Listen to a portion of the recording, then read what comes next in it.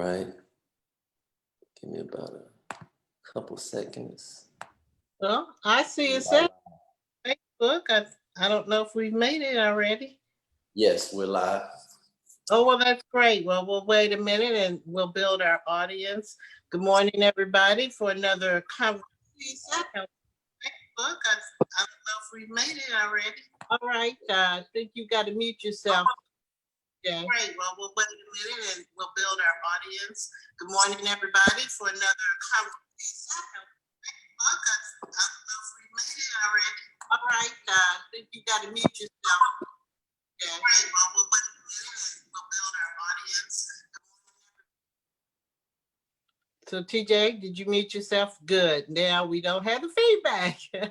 And in a minute, we'll unmute Mr. Reed so that he can talk. I'll give everybody a minute and give my social media gentlemen time to share it with others. And I'm trying to find it on Facebook, make sure I'm on live myself. I hope everybody has been safe and not forgetting that we're in the coronavirus era here. Also want to remind people before we get started with Mr. Reed, because we'll probably have a long conversation with him, that the census is out there and I don't see us live, but oh, there I am. So now I got to turn my phone down. Good, I see us. To remind everyone that the census, we really need to fill out those census forms. Now is more important than ever. We want to make sure that we get everybody counted. At this point, the city of Atlanta's population is about 500,000. So that's good because that puts us in the tier of cities to be able to get a lot of federal funding. We were able to get what, $88 million in the CARES Act and over 300, close to 300 something million for the airport. And all of that is due to the fact that we were able to convince our legislators to go fight and get us those funding. So the census is important.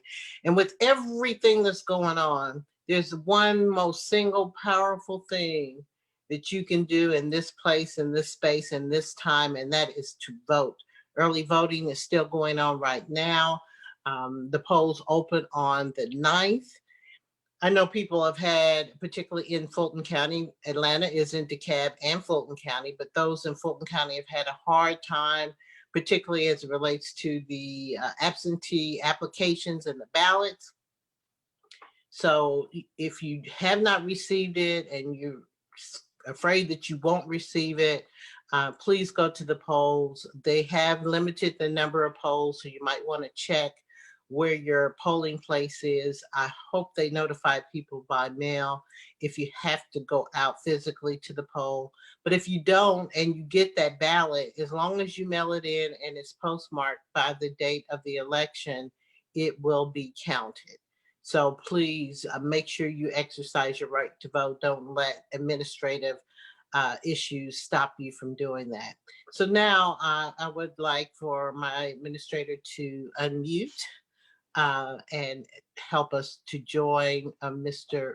Reed. And I'm gonna have to turn this way a little bit because I don't have my paper in front of me, but I want to welcome my special guest. And I think he was the one I thought about immediately. Been thinking about you, Mr. Reed, kind of as we went along. I've been watching press conferences and other things, and people have said, you know, we need a citizens review board. The city needs a citizens review board, and I kept saying we have one. And people for some reason have forgotten that we have one. And I thought it was very timely to have you here and to have some deep discussion with you. And I know people have been wanting to oh, okay, I want to make sure I see comments from the public as well. People have wanted to ask you some questions as well, but I want to introduce my special guest. And let me, excuse me, everybody, we got a lot of technology going here this morning. So I want to introduce you to my special guest, Mr. Samuel Lee Reed. He is the executive director of that board that everybody says we need, and we already have, the Atlanta Citizens Review Board. And the Atlanta Citizens Review Board does what people say we need, a board that investigates and mediates alleged police misconduct by sworn officers of both the Atlanta Police Department and our Atlanta Correctional Department. This is an impartial body of citizens. They help to serve and ensure the highest level of equity under the law for all people, and by providing a voice to those in the city of Atlanta community at large. I know I have had people who have reached out to me, as they do for many, many things, about incidents with the police, and I assure them that they should contact the Atlanta Citizens Review Board, that they will hear them out and look into it, and he is never disappointed, even when it was something that didn't rise to the level of going to the board. When I get feedback from people, they've always been satisfied. So without further ado, I'd like to introduce you to Mr. Reed. And I want him to start off by kind of giving us a little history about the Citizens Review Board, how it came about and what you do. Mr. Reed. Thank you, Council President Moore. Thank you for allowing us to be here today to be able to speak with you and the citizens about the Atlanta Citizen Review Board. Like you, I was a little shocked when I heard people say we need a civilian review board, and I was like, well, okay, we do have it. It is here, and we have been in the community. But going to the history of the Atlanta Citizen Review Board, it was started in 2007 after the death of Miss Katherine Johnson. She was a 92-year-old Black grandmother living here in Atlanta, who was killed by Atlanta police officers during an illegal no-knock warrant back in 2006.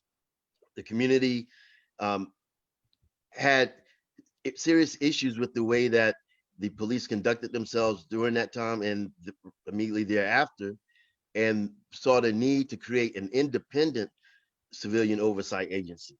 The different models of civilian oversight, Atlanta has one of the strongest models, being that it's independent and able to conduct investigations in its own house with qualified trained investigators and a qualified trained board to be able to make decisions on those complaints. Originally, when the board was started, there were 11 board members that represented the diversity of Atlanta. They came from city council appointments, city council president appointments, the mayor's office, and then from the community at large through the NPU system and various organizations that have been active in the community. A few years ago in 2006, we added 2 additional board seats to the board, bringing us up to 13. So we have that community citizen input on the investigations that the citizens do. I came here in 2012, taking over the ACRB, and one of the points that I wanted to stress was us doing community outreach, being engaged with the community, and we've been doing that ever since. And I'm glad to say that we participate in over 100 community events a year. We recently, last year, even got a themed vehicle to allow us to be able to go into the community so people can actually see us and have that identification, that visible identification of who we are. So it's something that we continue to work on, that we're going to continue to work on. And I appreciate this opportunity for us to be able to say hello to everyone and answer citizens' questions, because what drives us is having this community feedback. It's important, and it's important to the agency and to what we can do for the citizens, to have that feedback from citizens, to be able to understand what they're saying, what their concerns are, even if they don't have a complaint. Because some things may not rise to the level of complaint, but there may be issues that could lead to a future complaint, or there may be concerns in the area that we need to look at so that we can have this conversation with the police department. We have the authority to be able to do policy and training recommendations, to initiate studies, to be able to identify, review individual complaints that may come from the police department, and then accept and investigate complaints of our own. So let me say, let's get to the point, and I would encourage people, if you have a question, Please share that with me now so that we can kind of add this into the conversation. But you've seen the protests that have arisen as a result of the horrific death of George Floyd in Minnesota, which to me is just a culmination of these things that have been happening over and over again across the country. It's not just his death. It was just like what they say, the straw that broke the camel's back in terms of what we see out there in protests. So tell me, how do you think the Atlanta Citizens Review Board, what role do you play in here in Atlanta to kind of help us with that situation? Yes, thank you.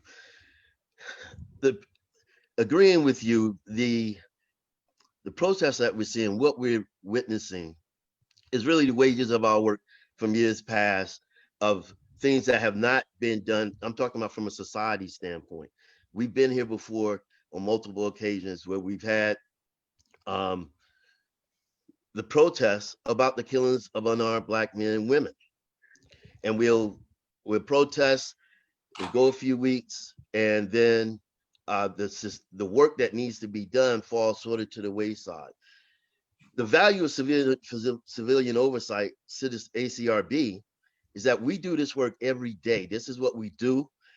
This is, we're able to continue and keep that consistent involvement of citizens in policing. That's the value that we want to bring, that we bring to the troubles that we see now. A part of that, though, is making sure that we have citizens understand that we exist, that we do have subpoena power when it's needed, that if they have concerns, bring them to us so that we can address those concerns. So kind of give us a sense of, some of the issues that you've dealt with in the Citizens Review Board. What are some of the complaints that have come there, and what has been the result of those complaints? We've had complaints dealing with excessive force, where we've had to make recommendations for an officer to be disciplined. That has happened sometimes. It hasn't happened all the time. We've dealt with a lot of searches and seizures where individuals have been stopped on the street or in their cars and felt like they were unjustly stopped and treated poorly during the stop. We've had issues dealing with just the courtesy that citizens felt like an officer didn't approach them and treat them the way that they wanted to be treated. People complain, they're not necessarily complaining about, like in a traffic stop incident, they're not necessarily complaining about getting the ticket. It's about how they were treated while they were getting the ticket.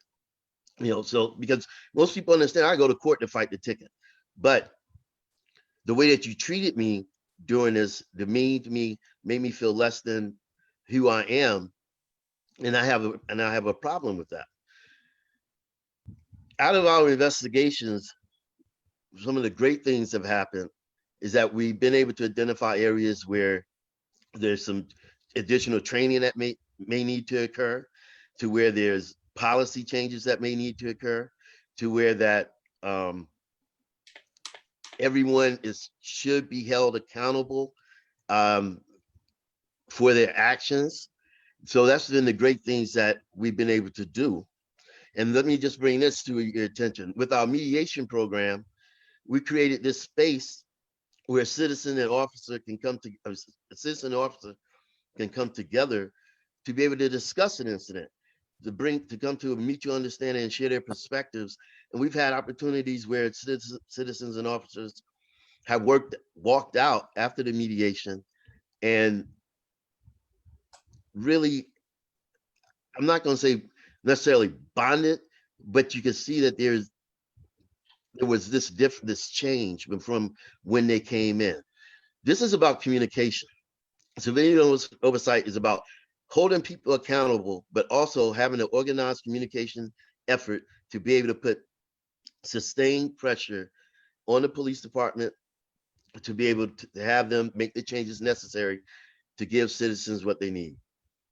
Well, someone just texted a question about how can we get a community citizen review board, and Mr. Al Huston, we have one, and we're talking with everyone, the executive director of the Atlanta Citizens Review Board, Mr. Reed. Many of you may remember, if you've been around Atlanta, when Katherine Johnson was murdered, there was a swift call for a citizens review board. The council set one up. Over the years, we've given them additional powers, which I think the biggest significant change is we gave them direct subpoena power. And so I know Mr. Reed has been, and his people have been out in the community, because I've seen them trying to educate the public. I've sent people to him. They send us good reports. They let us know about what the board has come up with. So I'm gonna push you a little bit, Mr. Reed, because if everybody's saying, well, if we have this great Atlanta Citizens Review Board, why are we still having these issues? So we've talked about, if you have these complaints, whether you're in our city correction or you have an interaction with the police that you do not like, they give you that, you all review it, and then what happens? You make recommendations, and then what happens? And then it goes to the police chief. The police chief, well, it goes to OPS and the police chief. The police management makes it I'm sorry, thank you. Officer of Professional Standards.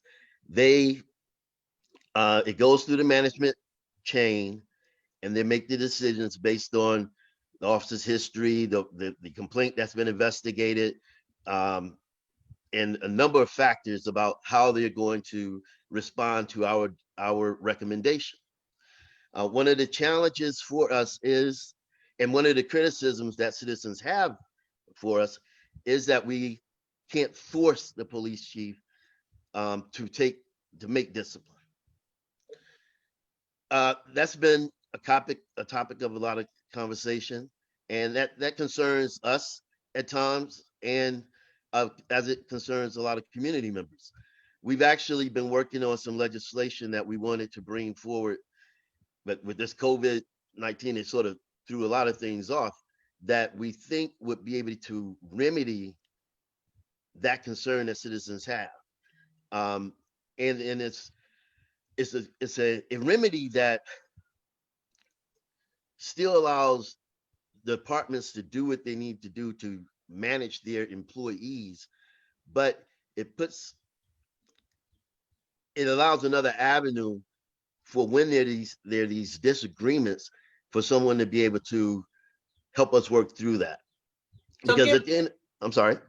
So go ahead and tell us kind of what do you have in mind? Because I can see where the Citizens Review Board, let's just make a hypothetical, may say, this officer needs to be terminated. And it goes to the chief and their Office of Professional Standards, OPS, as you say, and they decide they don't want to terminate them.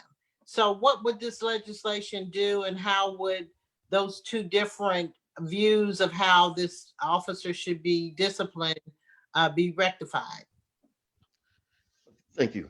One of the suggestions that we have is that when you have this disagreement between the two departments, that we have, I hate to say it, have to add another layer of an arbiter to be able to help us work through that, through us making our presentations to that arbiter on these disagreed cases. That would allow us to be able to both present and really see if this is why this decision is being made. If there are things outside of the complaint investigation that are making this decision be made, or is it because there were some questions with the investigation, or that made it possible for the police department to say, we don't want to discipline, and it would be that opportunity for that person to be able to say, well, you know what, let's send it back to do some more investigation, those types of things. And then the other process that we're looking at is an appeals process for the citizens and for the officers. Because right now, the way the civilian oversight is set up, the ACRB is set up, we don't have an appeals process within our mechanism that would allow citizens and officers to bring their concerns to our body a second time. We're looking at also maybe having the board operate in smaller groups when they're looking at cases, so that when there's an appeal, it can go to the larger civilian oversight board for it to be that decision. That way, the officers had an opportunity to bring in new information, additional information. The citizens had an opportunity to bring in new information, additional information, and then the board was able to assess that along with what the original panel looked at to make its decision, which would make sure that when we send a decision over to the police department, everyone has already included everything that needed to be included. Now the question is, police department, what would you do with it? So those are the things that we're looking at right now that I can speak about off the top of my head. Well, I have a couple questions, and one of them came through, and I'll get to, let's see, question was that, Miss Anderson, I'll get to your question in a minute, but I do want to ask, okay, so you've made recommendations to the police department over time. So what has been the reception of those, and how many of those, or how many of those recommendations that the board has made related to your investigations has the police department taken and done something with? Yes. In the past, that's been an issue that we've had with the police department. And there's been times when it's been as low as 17% of agreement. And when I say agreement, meaning that we made a decision to sustain the complaint and the department did not take action on it, did not agree with us. It's gone up to 31%, and I can say that right now today it's up to 41%. So we see that as improvement. We see that as us moving in the right direction, but we still need to do more work and figure out what are these challenges that are preventing us from being in the 70s, 80s, 90%. That's what I want to focus on. Why can't we get up to that 75, 80, 90%? If the quality of the investigations are good, which we believe they're good, and the feedback that we received that they are good, so then it's not the investigations. So what else is it? Now, just like any employment situation, there are other factors that come into play. We need to identify those factors and identify those challenges so that we can minimize the ones that's not supposed to be there, if they're there, so that we can move closer to the higher percentages that we're looking at. One thing that came out of 2016 was that the ordinance required the police department to provide more thorough details about why they're not disciplined on a case. Thankfully, lately they've been providing that detail. So that allows us to be able to dig a little deeper and find out what the issues may be. We're a staff of 9 people. 4 of us as investigators, and then we have support staff, community outreach. The challenge of trying to dig down, drill into these issues with the staff of 9 are pretty difficult, because you have the everyday stuff that you need to do. You have to have someone who is able to analyze the data quickly when it's coming in, be able to also analyze patterns and trends that are coming out of the police department and what we're hearing from the community, so that we can be ahead of certain things and be able to react to certain things. You know, when we get a complaint, that's like our reactive mode. What we want to do is do more of the proactive stuff as well. So that includes analyzing what we're receiving back from the police department, analyzing the trends and patterns that we're seeing coming out of the police department, analyzing what the community is saying, so that we can be proactive in our approach and be able to make some changes before we have a killing, you know, or serious violations of citizens' rights. So those are things that we're trying to deal with. But going back to your original question, yes, the percentage of agreement has historically been low. We've had some peaks, and then it'll drop back down. And then right now we're on an incline to where we're up to the latest numbers, 41% of agreement on the sustained complaints. We don't focus so much on the agreement on the not sustained complaints. That's important just in case we miss something that the police department said, well, no, we really wanted to discipline on that. But from our history, the agreement on the not sustained complaints,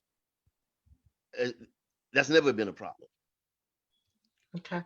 Well, let me just, we're running close on time to start to wrap up, and I want to wrap up with this, and it will answer Ms. Anderson's question as well. Her question more specifically was the protests that are going on that citizens she feels have been brutally handled by the police department, and if they want to file a complaint with the Atlanta Citizens Review Board, how do we do it? And I think people just generally want to know that, how they can reach out to you and how a complaint is filed. Oh, thank you. And I'll be quick with this. Okay, you can file through our website at acrbgov.org. You can file through a phone call, 404-865-8622. You can file also through email, our email address, acrb@atlantaga.gov. Certainly, you can contact me at slreid@atlantaga.gov, and that's slreid@atlantaga.gov.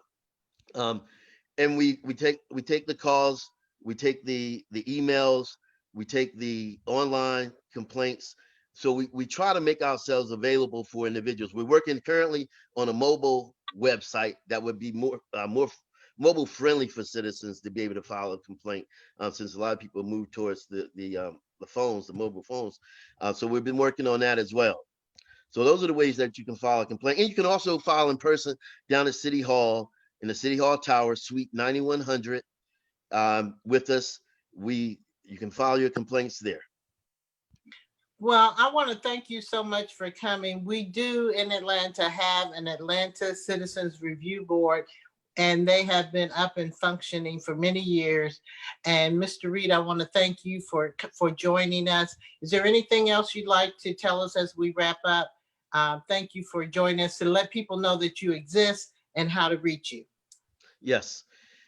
The lifeblood of the agency is citizen involvement, be it complaints, be it feedback.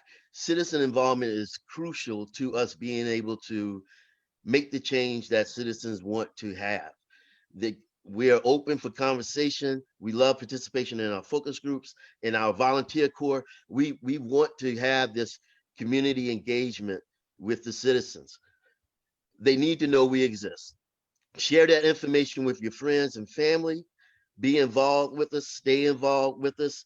Check our website at acrbgov.org.